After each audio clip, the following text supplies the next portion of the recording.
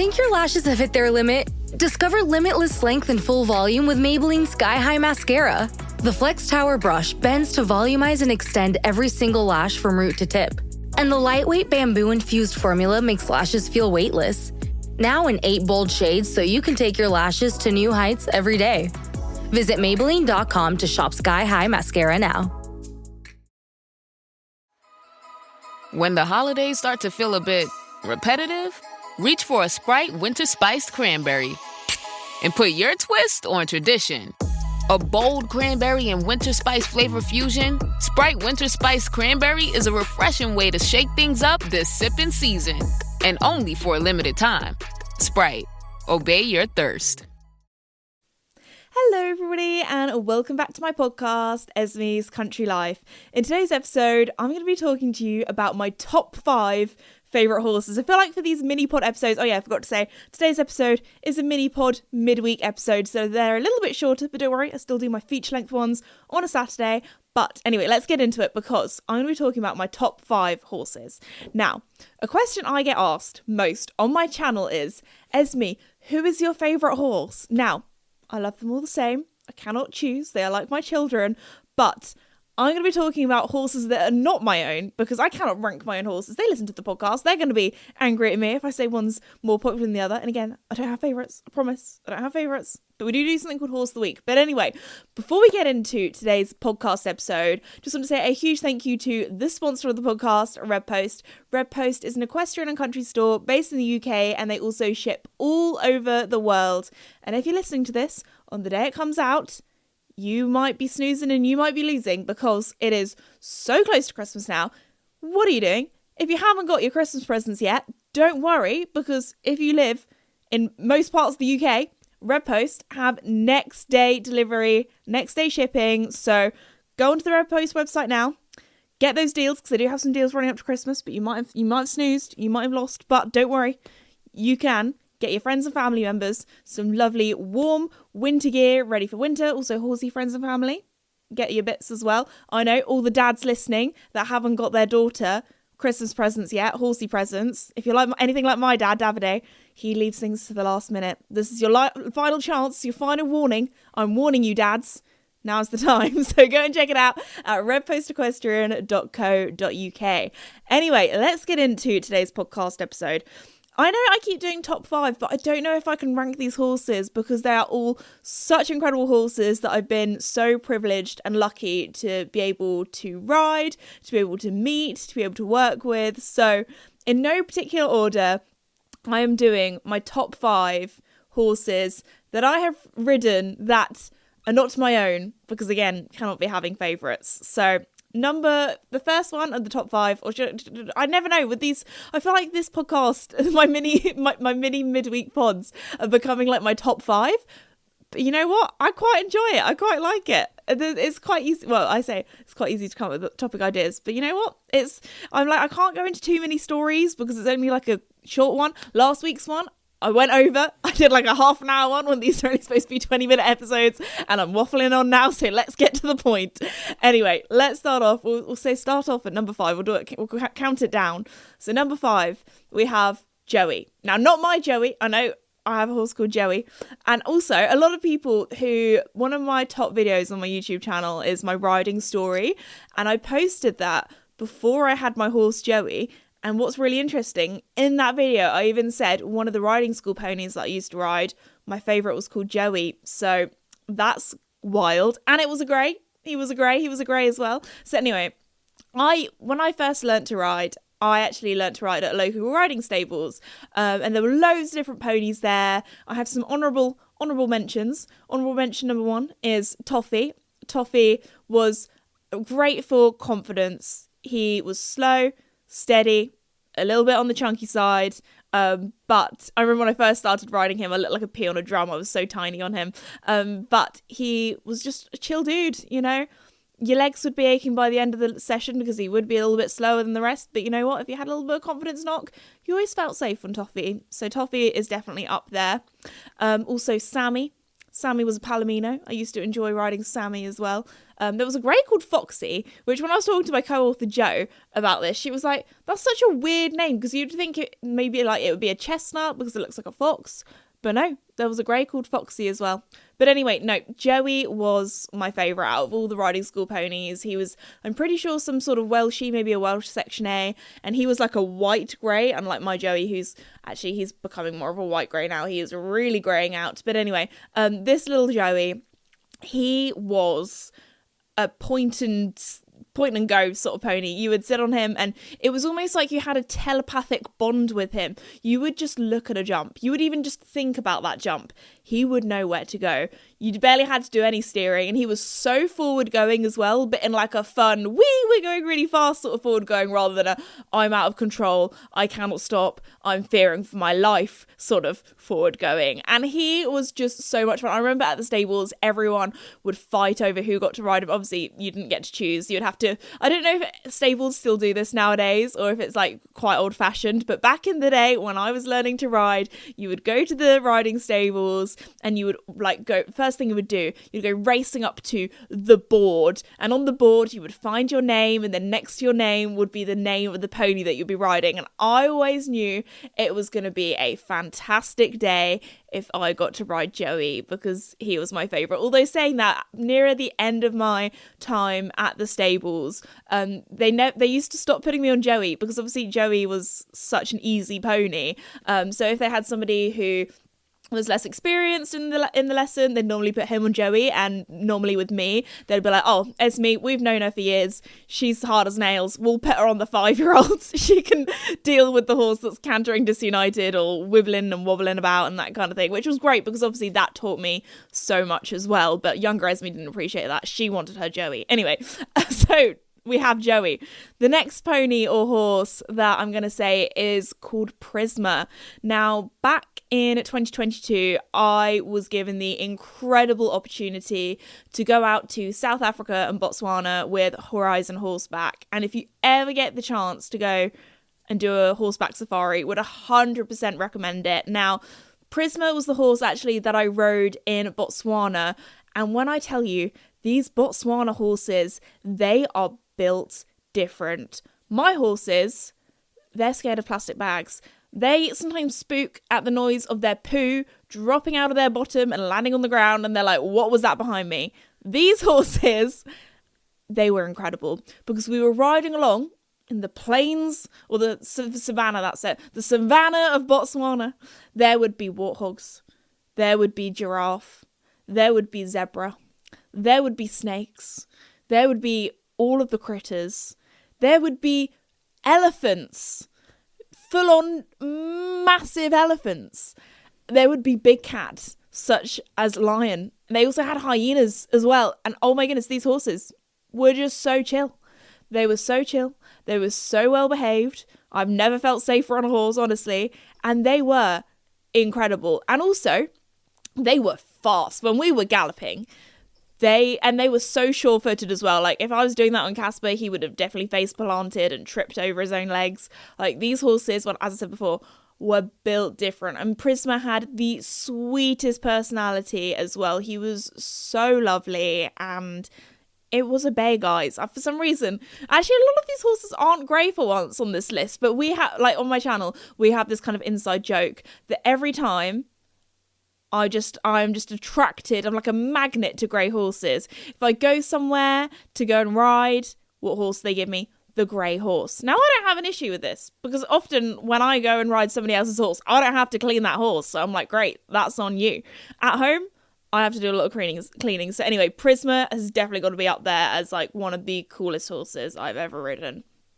Okay, next up, the next horse is a little bit of a famous horse, and his name is Dougie. He is an ex-Grand Prix horse. I very kindly got to ride him when I was at the Breens a few years ago. We did like a little interview and a little day in the life of a top-level rider video a while back. And while I was out there, they were like, hey, do you want to ride one of our horses? So obviously I was like, yes, please. If anybody ever offers me a ride on a horse, I'm like, yes, get me in the saddle. So anyway, they were like, oh, do you want to do some jumping? Which I was very flattered that I got to do some jumping. Well, I think he was a retired ex-Grand Prix horse. So used to do Grand Prix level, but doesn't do it so much anymore. Because often, riders, don't get me wrong, I'd say I'm a pretty good rider, but obviously I totally understand professional riders not wanting me to ride or school. They're very expensive, eye-watering. I don't even want to think about how much these horses that I've met sometimes are worth. So when they were like, do you want to have a jumping lesson on Dougie? I was like, yes, please, sign me up. So anyway, we ended up doing some grid work, which was so much fun. And honestly, the best way I can describe it is he just felt like every jump was tiny. Like I was going like over what would be my max height with Joey at the moment and be like, that was nothing. That was a warm-up fence. Like he's a big boy as well. So every jump just felt so easy and so small. And I think that's one thing when you're on the right horse and you have that horsepower, the big jumps really don't feel that big. Like I look at riders going around Grand Prix heights, and obviously I was not doing Grand Prix heights on this horse, but I look at them and I'm like, oh my gosh, how can you go or jump that high? But actually, when you've got the horsepower behind it, it's a lot less scary. You just hold on and they do their thing. So anyway, especially with grid work as well, because you have all the kind of striding set up for you. So if I was going to make a mistake, Dougie had it all set up for him. So anyway, we're going down this grid. And little did I know, this last jump, they kept putting it up and up and up. And anyway, as I was cantering around, my back was turned. And I think the jump ended up being like a mid 20-ish. I can't remember. Go and watch the video.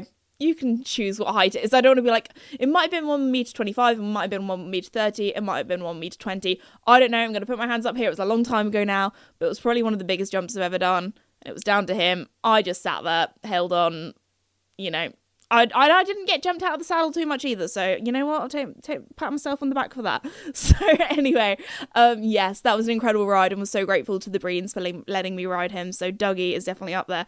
Another incredible horse that I got to ride was Little Fire, William Foxpit, when I went to the Foxpits a few years back and did some filming with them. That one, I think, has to go up there just because I was so shocked, because I wasn't going there expecting to ride a horse or anything like that.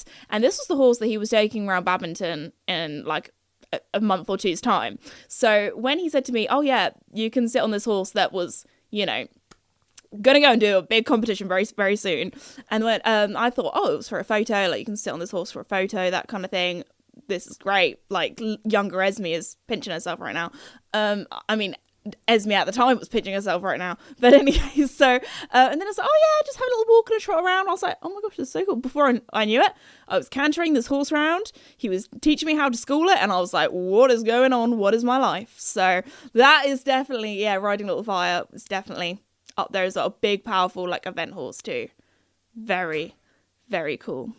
The next horse that I'm going to be talking about is called Sausage. So, Sausage, she is also a grey, so she's part of the Grey Club, but she is owned by the Knights of Middle England.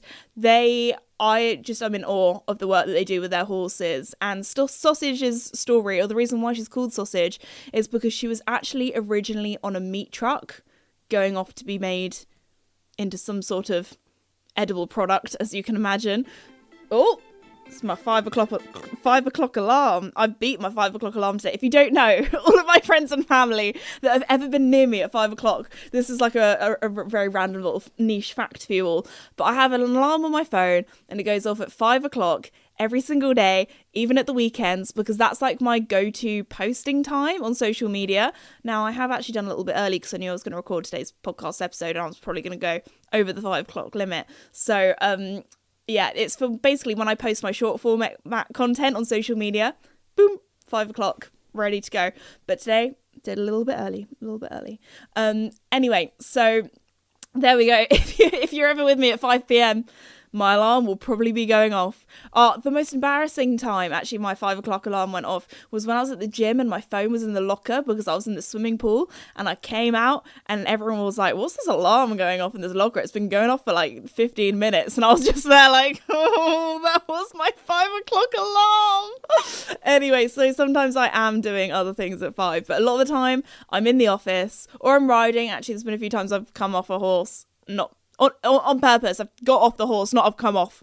I keep saying the wrong things. Like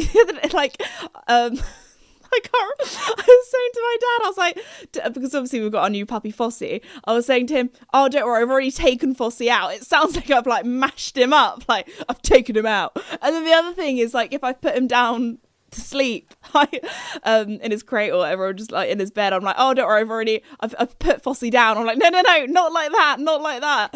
And anyway, moving on. So yeah, that was my 5 o'clock alarm. I actually lost my train of thought. Sausage, there we go. Sausage. By the Knights of Middle England. So yeah, they took her in. Obviously a horse that somebody thought wasn't worth anything, and she is incredible. So she has done stunt work. She literally does everything. So from movies, TV, live action stuff that they do. Obviously they do like riding lessons as well. I did jousting on her, which is like obviously a very difficult and impressive sport and very different to what most horses do in their lifetime. I have no idea what my horses would think if I held a big old lance on their back while being in full-on armour and then have somebody else run towards me with a big old lance as well and, you know, knock my shield. So yeah, go and watch that video if you have not seen it, where I become a warrior princess and do jousting, because that was so much fun. But oh my goodness, like you don't realize these lances are hefty. They are heavy. And like you have to squeeze it into your armpit really, really hard for it to not slip. So the whole time it's like doing the plank, but like holding this big weight of a lance. Anyway, so Sausage, she is incredible. Also, I've got to do honourable mentions for all of the other horses that I've ridden at the Knights of Middle England. I have this series on my channel called Challenge Esme, where I've tried loads of different equestrian disciplines. Maybe that would be a good top 5 video, but I feel like all of them would just be Knights of Middle England horses, because a lot of the challenges I've done have been with them. But I did horseback archery with them. Again, any horses that could do horseback archery, that is so impressive. Obviously, they had their horse Bro as well, that I did all the stuff with. The House of the Dragon spin-off series of Game of Thrones for Now TV and Sky, where I literally shot a bow and arrow where the arrow was on fire. I also held up a sword where it was on fire. Again, all of my horses would not tolerate that. I would be in a different country if I held a flaming sword on Casper's back. Oh my goodness. Anyway, so yeah, an honourable mention for all of the horses at the Knights of Middle England. Well, that is all of the horses. Obviously, I've been so grateful to ride so many different horses in my lifetime, and also so many different horses from filming. I've got to say all of my friends' horses as well, obviously, because if not, they're going to get angry at me. So my friends, you know who they are. All of the Challenge Esme videos that I've done, like the endurance one that I did, that was so much fun. I also really enjoyed doing horseball as well. That's such a random sport, but oh my gosh, very, very cool. Polo cross and polo. Those polo ponies, oh my goodness, they, like, literally, it's like you just have like a gear stick and they just know.